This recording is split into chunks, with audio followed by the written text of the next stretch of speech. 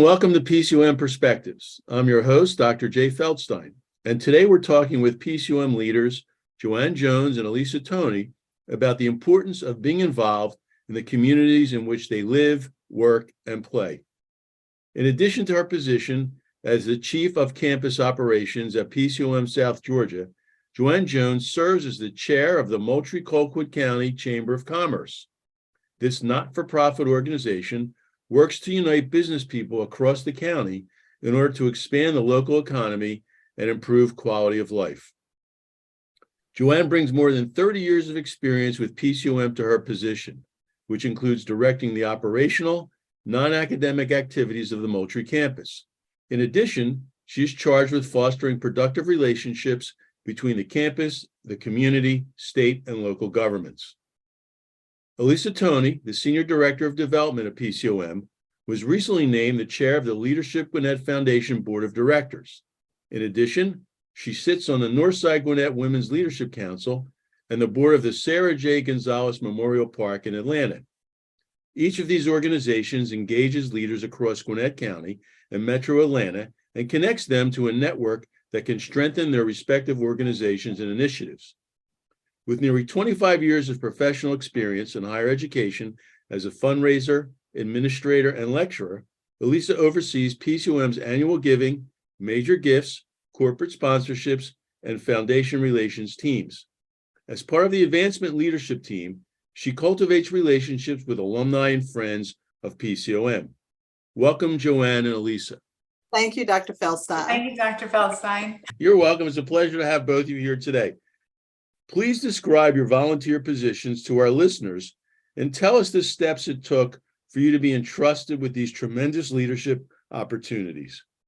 So you've mentioned two of the organizations that I'm involved with, but I currently serve in volunteer leadership roles with 3 organizations in Gwinnett and Metro Atlanta.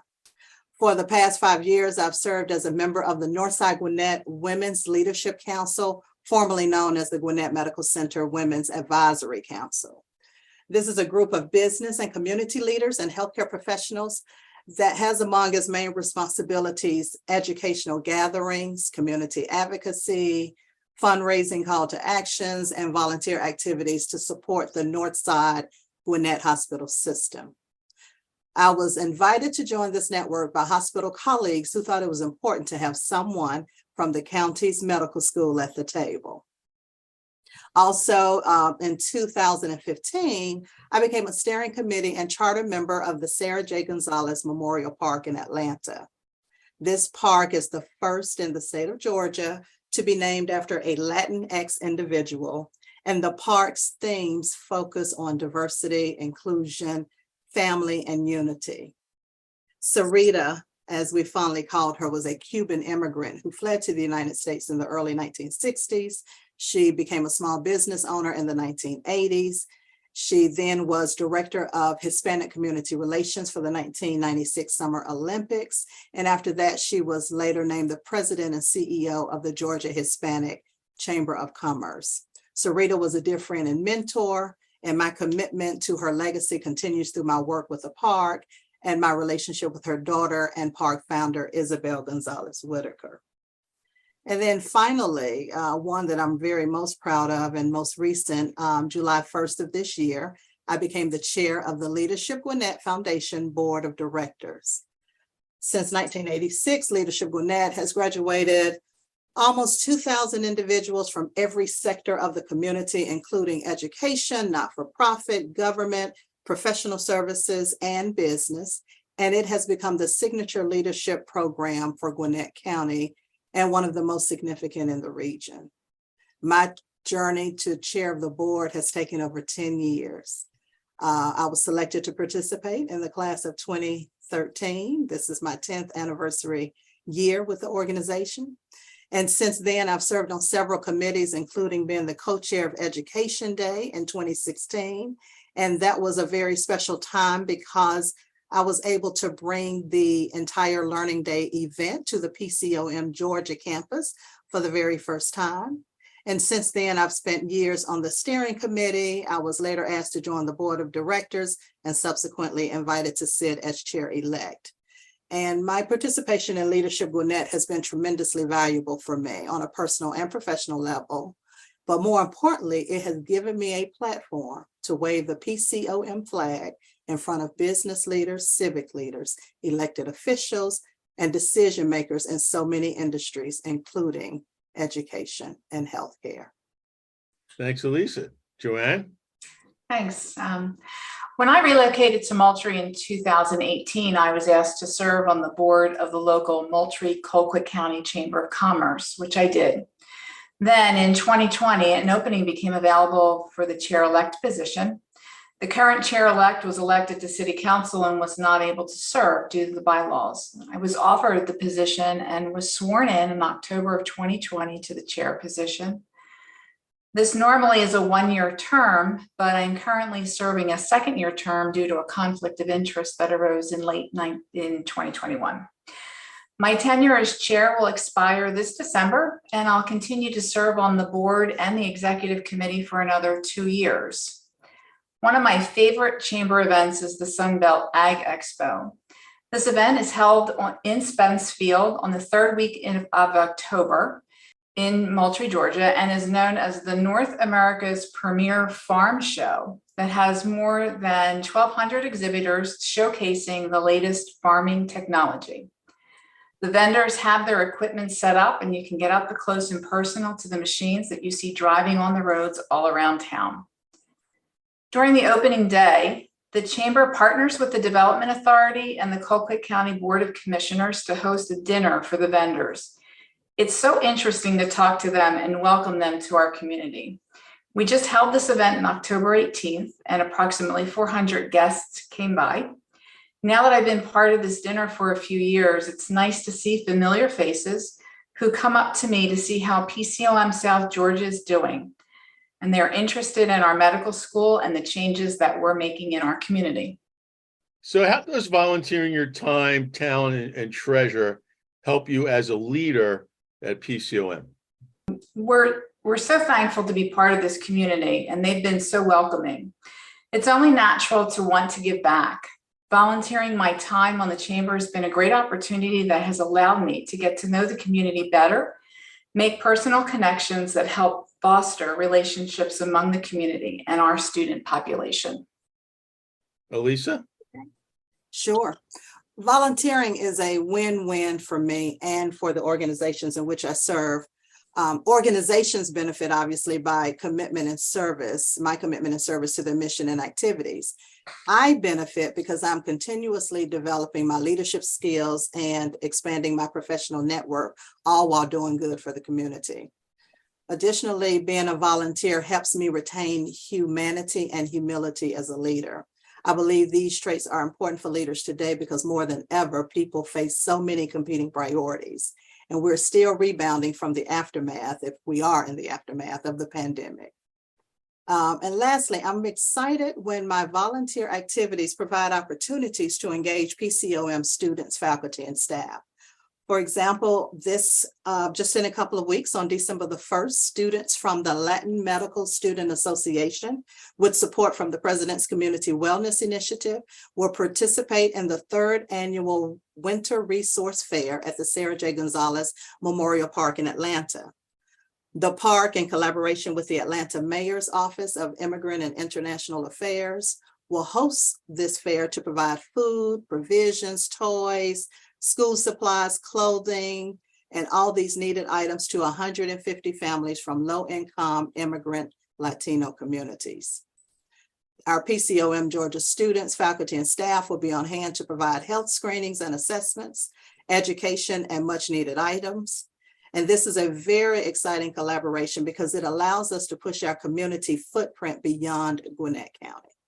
So what have you enjoyed most about being a volunteer within your community? So what I have enjoyed most is my opportunity to remain relevant and impactful. Relevant because everyday things are changing. And when I sit in these various meetings and attend these various events, I learn about things happening in the county and the region. And as a concerned citizen, and because of my role at PCOM, having that access to information matters to me. I think I enjoy being impactful because my external facing role, where I ask others to support PCOM's initiatives, I can truly say I lead by example by giving my time, talent, and treasure. I am fortunate to wave the PCOM flag and collaborate with other organizations for the betterment of the communities where our campuses are located. And then finally, just one fun thing that I really enjoy are the activities that come to me through my volunteer roles, like my upcoming appearance as Mother Ginger in the Gwinnett Ballet Theater presentation of the Nutcracker this holiday season. Imagine me on top of a ladder in a humongous dress with all these little children running about. I can't wait I want to see a video of that. I know, I Alisa. can't Okay? wait to see how that all comes off. But that's one of the fun things that come out of all of the serious work that's being done. Great. Joanne? I've enjoyed meeting new people and businesses that I normally would not have had a connection to. Being a city girl, it really has been wonderful to learn about our agricultural community. Farming is amazing, and farmers are probably the most hardworking individuals other than medical residents in training. And as we're out in the community telling the PCOM story, we're also learning about new businesses and making new friends. Dr. Feldstein, we have some questions for you. Okay. How does the college provide support for students and employees who wish to volunteer in their communities?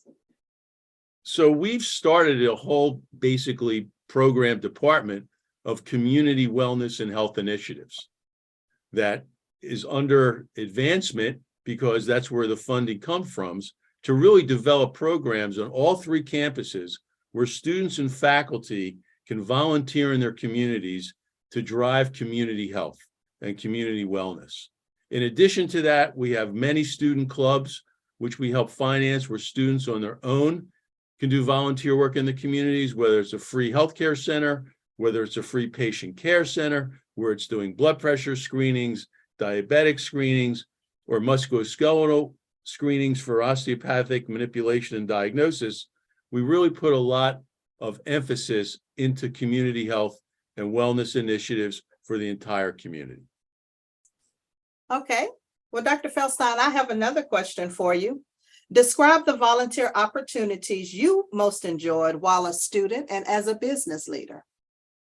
So my student volunteering started in high school. I was actually a medical explorer. Huh? So I volunteered in a hospital, when I was like 16 years old. I worked in the emergency department and I worked on the pediatric floor.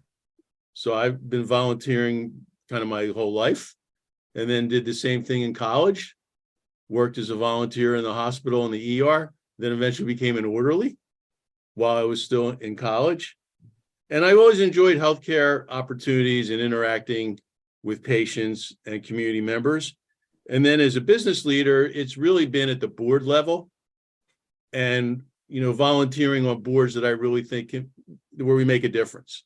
The American Diabetes Association, and now most recently MANA, which is a food as medicine, not-for-profit in the Philadelphia area that delivers meals to people that have medical conditions that couldn't cook for themselves.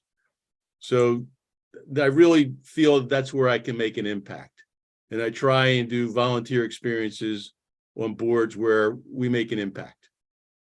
And we have one last question for you. How do you believe volunteer experiences contribute to the well-being of PCOM? The most important aspect of a community is community health. So if we make our communities healthier, we make PCOM healthier because we're part of that community. And we just breed a culture of service. And I think that's what helps set PCOM apart. We are located in communities, our healthcare centers are in communities that are underserved. We're trying to build centers that can serve underserved rural communities. That's one of the reasons we're in Moultrie. And hopefully that'll come to fruition in the next several years. But until we have a freestanding health center, being part of the communities of where we're located is a very symbiotic relationship. The more we give, the more we get back. I just want to thank you, Joanne and Alisa, for joining us today. Thank We you. appreciate and value you as you use your great skills and experience to improve the communities in which our campuses are located and our students, alumni, and employees live.